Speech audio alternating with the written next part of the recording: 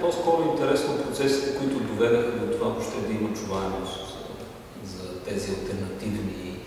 Аз лично не съм съвсем склонен още да ги нарека проекти, но бих казал по-систематични критики на европейския либерален модел, така както беше създаден след Втората световна война, защото ми се струва, че там е до голяма степен разковничето в дефинирането на тези подходи, стратегии и въобще мисли, през които мисля, че можем да защитим, частично предефинирайки този европейски ред.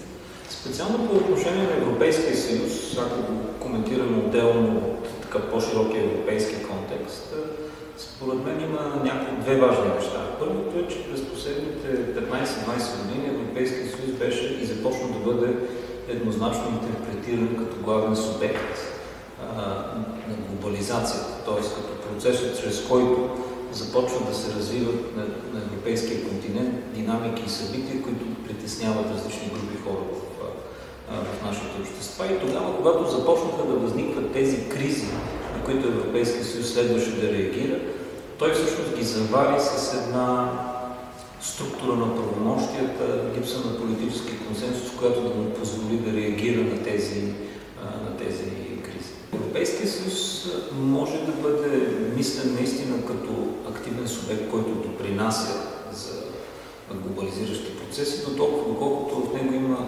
кодиран либерален импулс и по отношение на икономиката, и по отношение на това, което днес наричаме вътрешна миграция, движение на хора. Така че от тази гледна точка той на него до някъде с основание може да бъде приписана еквивалентна динамика, като на по-широкия глобализационен процес. Но от гледна точка на интерпретацията ми се струва, че тя се състои по-скоро не просто в приписването на вина на Европейския съюз, а в невключването на тези допълващи национални мерки, които в значителна степен отделните държави осъществяват, за да неутрализират или поне да умекотят част от либерализиращите динамики на Европейския съюз. И за това, според мен, въпросът за асиметрията в правомощията е важен, защото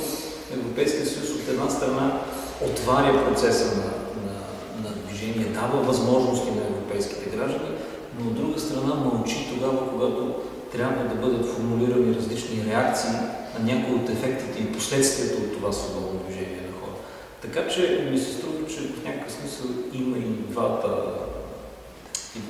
Аз съм, може би, от хората, които през последните 7-8 години, да кажем, доста са обръщали внимание на процесите, които водят до подкопаване на доверието в Европейския съюз, на тези социални и икономически динамики, които започват да проблематизират или поне да го поставят в различен контекст, който изисква политическа реакция.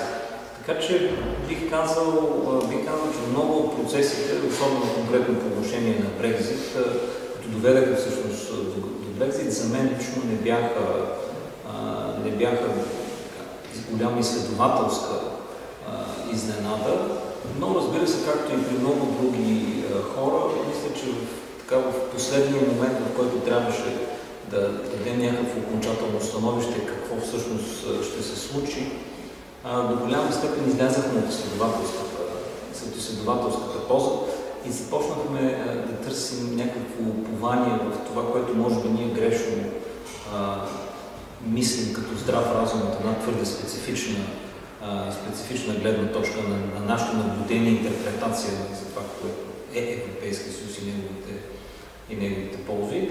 Така че част съм от хората, които виждаха тези процеси, назоваваха ги, предлагаха алтернативи и решения, но по никакъв начин не мога да кажа, че бях от хората, които еднозначно назоваха или предвидиха в крайна сметка тези сътресения в конкретния вид. First say that the anti-EU rhetoric is nothing new as such. It's not the first challenge that is mounted against Europe. And I would also caution in seeing this as one rhetoric. There are many versions of this. Europe is just like European values are somewhat differently interpreted, East and West, North and South, so is the critique of European institutions different depending on Europe. I think right now it is quite important that in quarter century since Maastricht, we do perhaps need to rethink certain elements of how the EU works, and we should not shun away from that. On the other hand, I'm also quite optimistic that looking at it historically, Europe tends to move forward from crisis to crisis, actually usually crisis, or the concept of crisis fuels some kind of new development in Europe. So I think this will be in Poland. I mean, as we see in Hungary, we do see a more kind of pro-Russian stance like Orban, but in Poland, which in this government in particular is quite Russophobe, they would always see this guarantee against Russia. They look towards the United States rather than to Brussels. So this is, for instance, one of the reasons why they are so adamant about having NATO troops on their territory right now. So I think that we should realize that there are differences also in this. I mean, we talk often about the rise of liberalism or populism, that we should distinguish which kinds and so on. Let's say in this part of Europe, it seems often to be quite forgotten. Let's say those populist forces, and for instance, Geert Wilders and Partij van de Arbeid in the Netherlands, they're also very much campaigning on a platform against, for instance, Eastern Europe. We've seen this as well in the whole Brexit debate. So we're looking at parties that are, on the one hand, trying to promote some kind of nostalgia for the time that really wasn't, trying to resist certain economic phenomena and globalization and so on, and restore national sovereignty. But I would say in every single case we see very much a domestic political game here, and I have serious doubts whether we can really see a kind of unified critique or unified movement against actual Europe. I'm quite optimistic about the future of Europe, and I think we will see a certain evolution and certain ideas or dogmas from the past will be rethought. But certainly I do not personally believe in the kind of apocalyptic scenarios that are often presented. Направим оговорката, че антиевропейска риторика е и това, че Европейския съюз ни е забранил кръщенето, което очевидно не е вярно. Това е чисто политическа цел.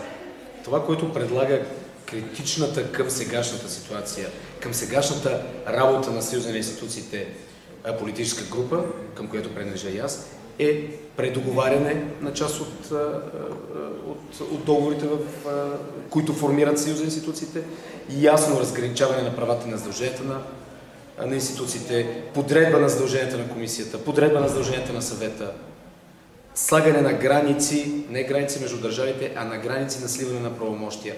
И ясно разбирателство за това, че примерно в сферата на културата приоритет има националната държава, в сферата на образованието, културата има националната държава. И общо съгласие къде има нужда от споделена отговорност. Има ли нужда от споделена отговорност по границата? Ако има решение такова, да, тогава се прави.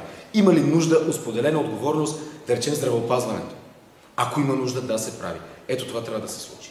Това е, не го наричате алтернатива, това трябва да се поправи. Очевидно има сериозни пропуски, които дават този резултат. А очевидно сегашните политически елити нямат волята, нямат желанието, нямат смелостта, нямат честността, първо да признаят провал и поражението си, но това е малкият проблем, и второ да хванат наистина бика за рогата и да кажат, да, имаме проблем в начина, по който функционират институциите. Проблема не е личностен. Проблема е институционален и функционален. В момента, в който Европейската комисия в лицето на сегашния председател се държи като европейско правителство и получава национални лидери, да, за нас има проблем. Европейската комисия трябва да бъде изпълнител на взетите решения. Европейския парламент трябва да работи с националните парламенти. Имате съвсем очевидно руско финансирани сайтове, но имате и сайтове, които са финансирани от американски фондации, които също формират обществено мнение. И тук въпросът е следния. И то е много прост. Когато ние говорим критично Това не е антиевропейско говорене. Ние сме европейци, аз съм европеец. Аз съм първо българин, български националист, европейци. Вие също, оператора ви също. Ние сме европейци, тук сме родени на този континент, тук е нашата традиция и култура. Ние сме част от това духовно пространство. И то трябва да бъде духовно пространство, културно, традиционно и това, което е характерно за тази територия, континент Европа. Ние не можем да намерим своето място в Азия или в Османската империя или в Съединените щати. Не е логично това нещо. Или в Средна Азия, Централна Азия. Не е логично, няма да се получи. Но защо намират разпространение фалшивите новини? Защото фалшивата политическа коректност на редица от слаби европейски лидери налага една своеобразна цензура и всъщност подпомогна и задвижи лавината на фалшивите новини. Ако не бяха крили по този начин нападенията в Кьон, други, които случили преди тях, други, които случаха след тях, ако не бяха лъгали толкова безобразно, нямаше да отворят толкова много вратата и нямаше да за тази истерия. И виждате как не за пръв път в медиите и в политиката се случва опита за прикриване, всъщност за нас е много по-големи, как го казват, имиджови щети върху този, който се опита да го направи. Ако беше казано, ако бяха задържани осъдени лица за това нещо, ако не беше крито, ако не беше въздействано върху полицейски началници, да не се говори по тази тема, нямаше да има место за фалшиви новини. Липсата на информация, цензурата, фалшивата, грешната политическа коректност развихря пропагандата. Винаги е било така. От Оруел насам. Той е описано там, това се случва и в момента. Защото повечето хора, свикнали от комунизма да четат между редовете, сега казват, лъгахте за това, лъжете и за другото. Това подцениха, че нашите общества четаха между редовете. Помните смешките във вестниците, че единствено датата е вярна, то не е винаги. И новините се четяха между редовете. И сега това се завъртя по този начин. Сега няма да убедите никого. Всеки ще каже, лъжат нещо там. Нещо пак лъжат, пак нещо се направи. Чухме на практика три различни визии за това какво се случва в Европа и прогнози. Чухме един доста критичен, аналитичен поглед от Владимир Шопов в началото, който ни показа как всъщност Европейския съюз поема тежестите на това да се отъждестви с глобализацията в очите и на много хора, които възприемат себе си като потърпевши от нея. Чухме позицията на Ангел Джамбазки, който каза промяна, друг модел, други правила, може общ съюз, но с дефинирани други цели. Пазене на границата, пазене на границите и дефиниране на границите. Да, добре, важно уточнение. Така, и суверенитета, т.е. съюз на такива нации и държави, които да не си отстъпват, да не си споделят суверенитетите толкова много, на някакво определено ниво, трябва да разберем какво. И чухме визията на Том Джунс, който каза, има криза, има причини за това, има логика в някои от критиките, но той представи всъщност една оптимистична картина на демократични механизми, които според него ще позволят съществуването на този модел, който е изграден до този момент. И сега сте вие. Нека да кажа пак, че работим заедно с Асоциация Дебати. Идейният плурализъм в Европейския съюз е нещо много ценно, което трябва да запази и нещо, което наистина прави Европейската демократична институция, в която ние всички се надяваме да бъде. Въпросът обаче, като препратка към темата, която е дали евроскептичните партии в момента, тяхната риторика и начинът, по който се представят в медийното пространство, предлага алтернативи за промяна и реформа в Европейския съюз. Което на този етап по няколко причини не е така. Първо, десницата и като цяло консервативните реформистите и тази група са страшно фрагментирани по няколко причини. Първо, примерно групи като ЮКИП твърдят, че Мари Ле Пен е твърде, тя е антисемит и расист, не желая да правят някаква коалиция с нея, Мари Ле Пен от друга страна си мисля, че Орбан и неговата партия са антисемити и расисти, което прави коалиция между тези групи и една силна реформистка движение в Европейския парламент на този етап крайно невъзможно или недостатъчно за момента. И тези дискусии, които господин Джамбазки твърди, че не се случват с рамките на Европейския съюз, за това докъде Европейския съюз може да бърка в суверенитета на държавите, е възможно да не се случват не защото казанчета на туалетните са по-важни, а именно защото европейските консерватори в момента нямат политически капитал да направят тези дискусии, да ги сложат на дневен ред, тъй като имат изключително голяма фрагментация в тях. Друг проблем е, че те на национално ниво имат една риторика, която им поставя рамки на това, което те могат да постигнат в Европейския парламент. Тъй като страшно много партии из Европейския съюз нямат риториката ние ще използваме демократичните структури на Европейския съюз, за да го променим и да го направим по-добър за нашите граждани. Имат риториката или ние ще излезем, тъй като той е ужасен, или ние ще затворим своите граници, тъй като не харесваме бежанци. Има правила, които са добри, не се спазват. Има неща, които трябва да се променят. Сега изясните се. When you talk about these alternatives or nationalist parties, or not necessarily nationalist parties, but one of the big problems that is going to arise right now is Poland. Various governments have always seen the UK as one of their staunchest allies. Now, as a result of Brexit, they are going to have a serious problem because, first of all, Poles might not be welcome in the UK, and there are millions of them. So this alliance right now, between Law and Justice and the Conservatives is already strained on this issue.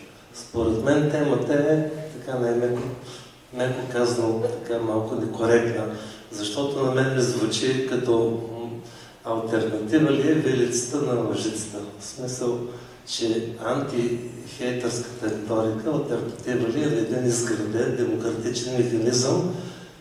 Според мен дилемата е неравнопоставена и всъщност малко насочва еднопосочно дискусията. Истината е, че аз конкретен случай не мога да коментирам, но истината е, че по повечето преговорни глави имаше толкова ограничени възможности за реално договаряне, например при околна среда и така нататък, т.е. там нещата наистина бяха разграфени по начини, по които много се стесняваше периметъра на реални преговори, без, разбира се, пак казвам, не мога в конкретния аз отговаря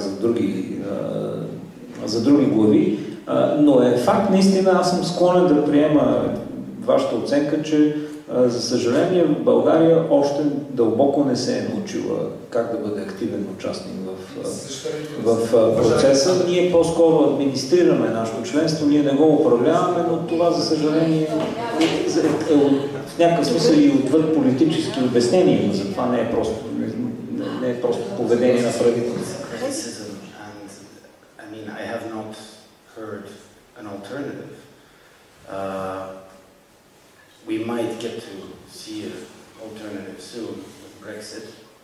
Yes. That will determine quite a lot how we might see the future in Europe. I do think things need to be changed, as I underlined before, and I think for that we'll need some political stability, so the sense of crisis goes past, and this in the first place means the Franco-German alliance, which has always been the motor. And I might say that, having lived in Belgium as well for a long while, this is just a personal observation, with the Brits out, things might get easier.